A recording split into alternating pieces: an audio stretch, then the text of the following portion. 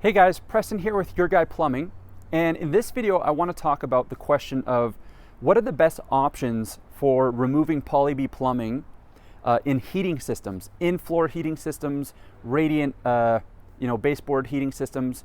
What are the best options for that? Because that's a very tricky project, right? Not every heating system has poly B, not all old heating systems have poly B, and not every in-floor heating system has poly B. It is more common in the potable system, but we do run into those scenarios a lot.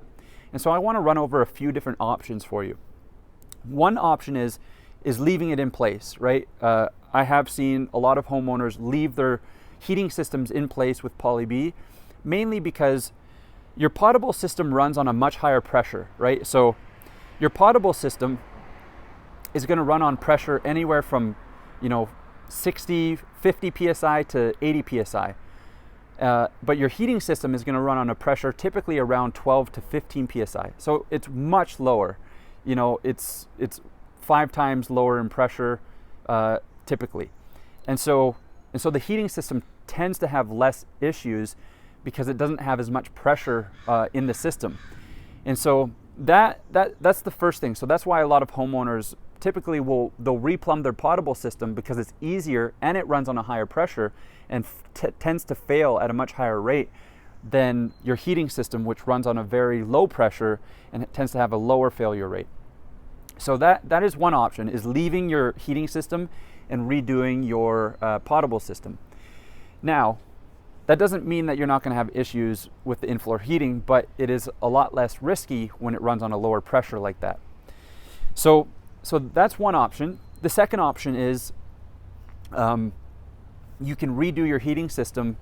Now, obviously, you can't replace the poly B plumbing in your floors. Otherwise, you'd have to jackhammer everything, break apart all the concrete, and basically redo everything. And that's going to cost you a lot of money.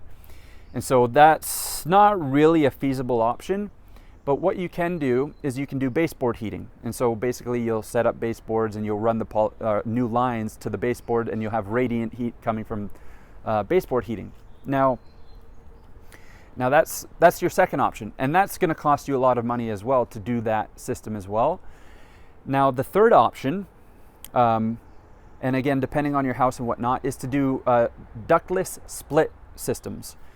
So these are basically like mini heat pumps where you're going to have a ductless mini split put in each room, and basically the mini splits are able to do air conditioning and heating.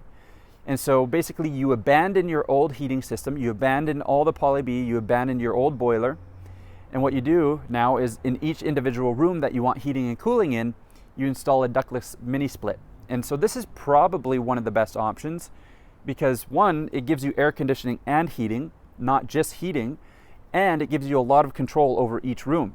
And so it's a great option. Again, it's not going to be cheap, but it is the third option that you can choose when you're looking to deal with poly B plumbing in your heating system.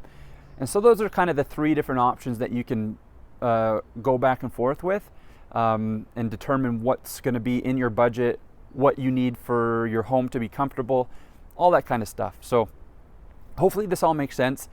And hopefully this video was helpful.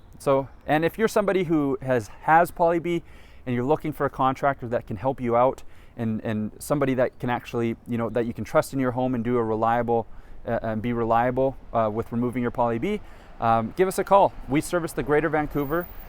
We specialize in these projects and we can help you get the poly B removed in no time.